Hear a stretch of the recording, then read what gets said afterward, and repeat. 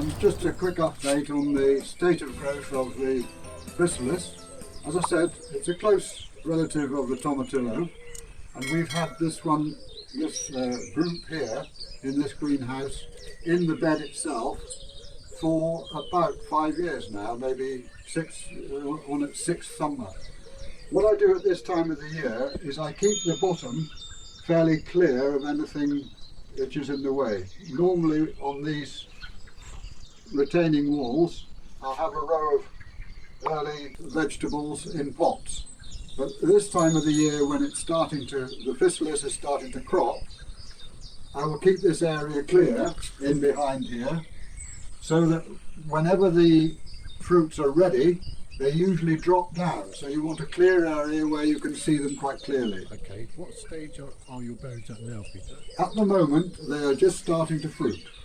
Now what we have already had a few of them.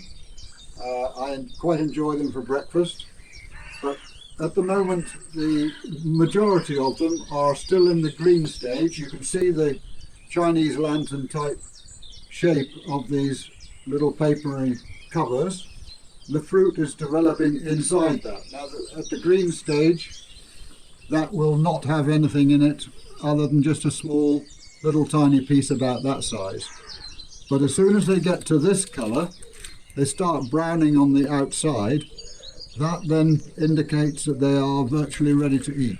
We cut the whole lot down at the end of the autumn and just leave about 15 centimetres on the top, and that started growing in February, and this profusion of plants is what you can see growing this year. This is now ready for eating and we've been having them already. They will go a slightly darker colour than that when they're fully ripe, but that is still perfectly edible at that stage. It's a small fruit, but it is absolutely delicious. Are they self-pollinating? As far as we can work out, yes, they are self-pollinating, whereas the tomatillos, as far as we can work out, are not self-pollinating. So these plants, you could get away with just growing one in a pot on a warm patio area, but they do prefer to be inside.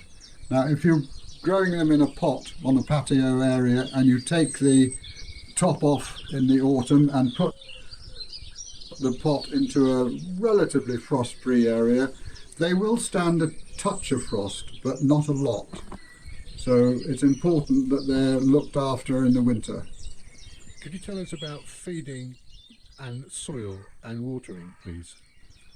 Yes, because they're in a large, fairly deep bed like this one here, even in hot weather they can tolerate perfectly happily being watered once a week. And also it's quite important that after the watering they have a significant amount of mulch put on the area of the soil around the plants. Now do that in the early part of the year and that mulch will last right the way through the summer. Do they need feed? Yes, the mulch itself should be the feed. I give them a feed about only once a month in the period whilst they're starting to produce all their leaf. They need a certain amount of nitrogen at that early part of the year to give them plenty of leaf.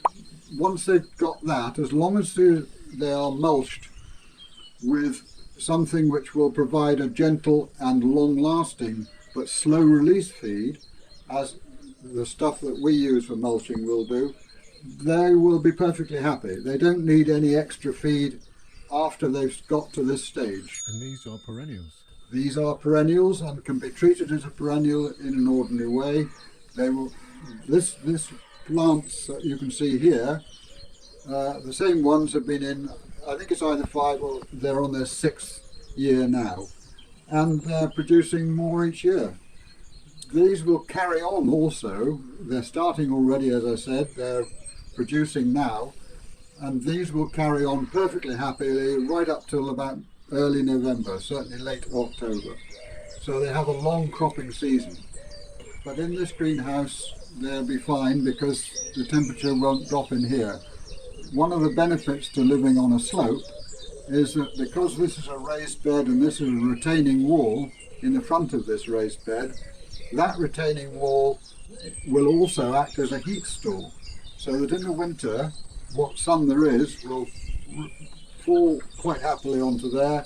That will act as a heat store, and the thermal mass produced by these concrete blocks, this wall that I've made here, together with the soil behind it. Obviously the bed is relatively narrow so that I can reach quite easily from one side to the back. This will carry on, and it should produce, I don't know how long the plants themselves will live, but the fact that they've lived for the last 5 winters and survived perfectly happily and had a few relatively hard frosts, but in here they've only had a frost once or 2 times. Could you just tell us the area of the bed?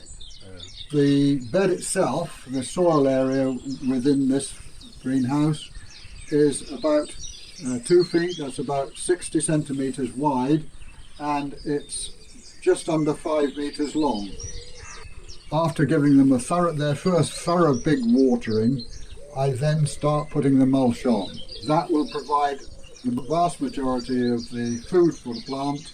It will also provide something which will keep that moisture in. So from when the flowers first appear, how long is it until your Physalis produce ripe fruits, Peter? Quite quickly. The flowers first appear about early June, and within, well, we're eating them now, so that's 6 or 7 weeks at the most to produce a crop like that. Wow. Packed with nutrition, those are, aren't they? Very high in nutrition. It's one of these fruits which most people would regard as a superfood. The more variety you get, whether it's raspberries, strawberries or Physalis, doesn't make a lot of difference. The important thing is the variety, because different coloured fruits are higher in different types of minerals. Right, well, Peter, thanks very much. See you again soon.